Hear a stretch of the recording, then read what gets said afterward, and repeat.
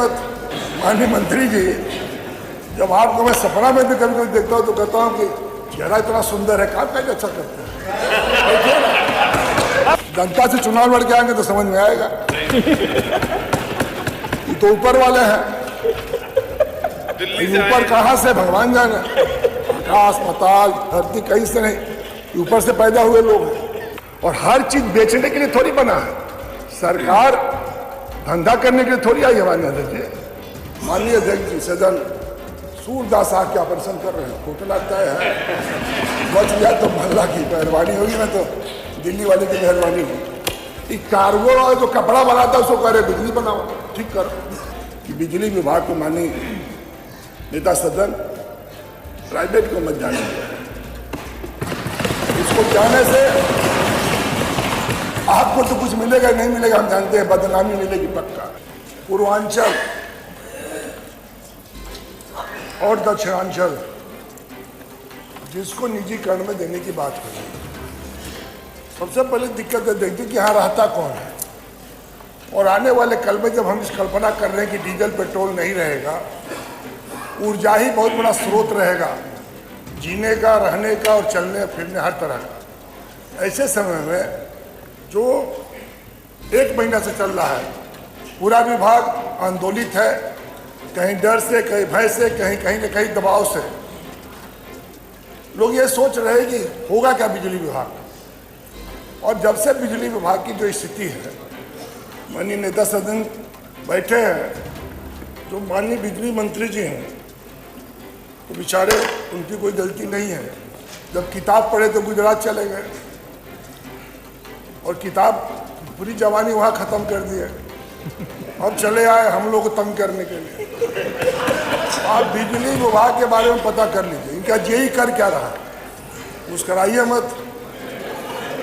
माननीय मंत्री जी, जब आपको मैं सपना में भी कभी कभी देखता हूँ तो कहता हूँ कि चेहरा इतना सुंदर है, काम कैसे अच्छा करते हैं। और हर चीज बेचने के लिए थोड़ी बना है, सरकार धंधा करने के लिए थोड़ी आई है। माननीय अध्यक्ष जी, वेलफेयर, अच्छा शराब में इतना आमदनी हो रहा है, माननीय नेता सदन ने भी कहा कि शराब में इतना 1000 करोड़ का फायदा हो रहा है, तो हम तो ये नहीं पूछते हैं कि कहाँ खर्च कर रहे हैं। बिजली का माननीय अध्यक्ष जी, शराब वाले में आपका योगदान है कि नहीं है? शराब पीते हो? नहीं अध्यक्ष जी, मैं आज तक कोई नशा किया ही नहीं। मैंने कहा आपका योगदान नशा एक ही है जो आपको देखता हूँ और कोई नशा नहीं। मैं जिंदगी में कोई नशा का काम ही नहीं किया। नशा एक ही है कि गरीब के लिए, नौजवान के लिए, किसान के लिए। लाठी भी खाया हूँ, जेल भी गया हूँ। नशा वही है कि कुछ कर जाऊँ जिंदगी में, फिर आना नहीं है।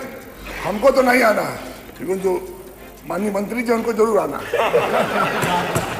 राम कृष्ण और बुद्ध सबसे ऊपर है। और नेता सदन से राय लीजिए, कुछ काम करिए, सोचिए।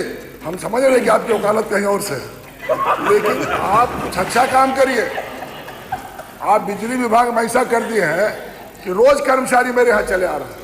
अच्छा, हमसे नेता सदन चाह रहे हैं कि हमको तारीफें करें, तो हम विपक्ष में तारीफें करने बैठे हैं। तो सही होगा वो बोले, हमसे आप चाह रहे हैं कि हम खाली तारीफ करें, ये कैसे होगा साहब? तारीफ तो कर ही रहे हो। माननीय अध्यक्ष जी, एक गांव में किस्सा तो एक आप ही जैसा था, उसको अपने भौजाई से नफरत था, भाई से मोहब्बत था, तो कहता भैया जी या भौजी कहाँ हो। तो जानते, अब भैया जिएगा तो भौजी विधवा कैसे होगी? भैया मरेगा तब भौजी विधवा होगी। तो आप अध्यक्ष जी थोड़ा सुन लीजिए,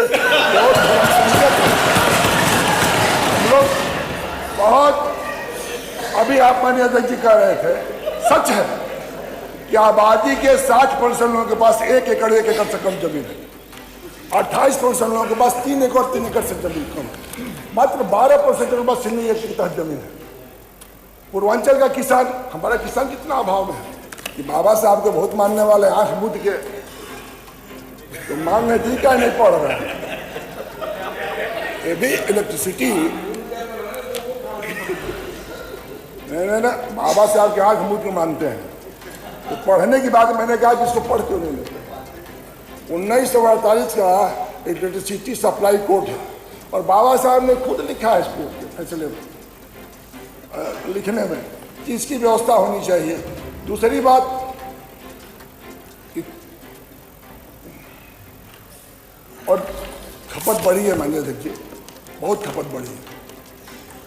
मैंने जो बात बोला था, आप बोले किस तो बोल रहे हो आप मैंने कहा जनजीवन से जुड़ा हुआ है। बिजली के बिना हालत ये कानपुर आते हैं अध्यक्ष जी, कितनी महिलाएं अपनी बहुएं भाग गई गांव छोड़ के, गांव में बिजली नहीं है। कानपुर से कोई नहीं भागा, गाजीपुर ही भागे।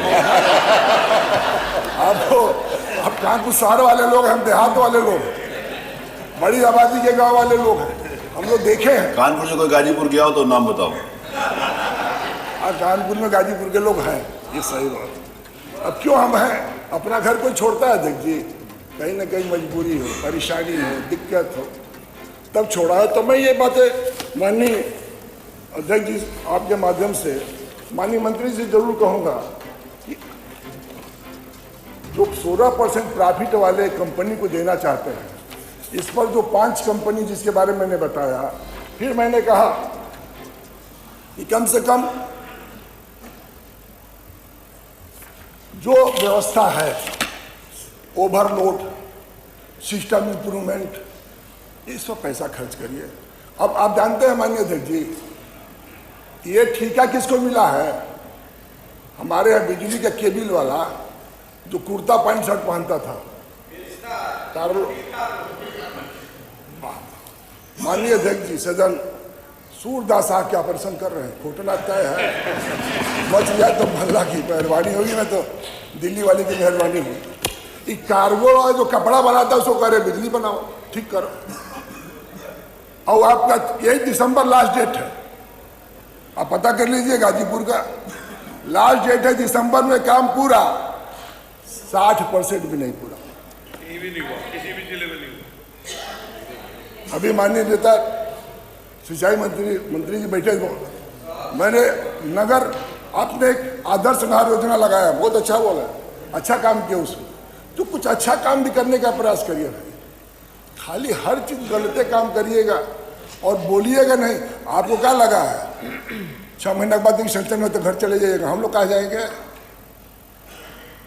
हम एक बार और आपके अध्यक्ष से बात खत्म करूंगा, नेता सदन भी है, नेता सदन आप मन को थोड़ा सा बड़ा कर लीजिए।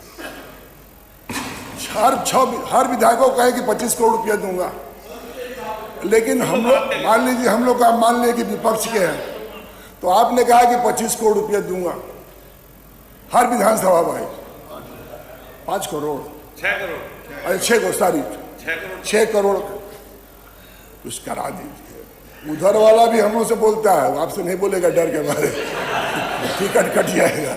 लेकिन सत्य है कि जितने जनप्रतिनिधि बैठे विधायक, हमसे बात होती है, तू खुश बढ़ा, तो कहता क्या खुश बढ़ी, दर्द तक कुल में बताएंगे सर। ये हालत है, कुछ करा दीजिए। इधर का हम लोग भी 403 में आते हैं, विधानसभा है माननीय अध्यक्ष जी, 403 में हम लोग भी चाहते हैं। आपका तो नजर दृष्टि ठीक होगी, दोनों के बराबर देखते हैं, तो हम लोग भी 403 में हैं।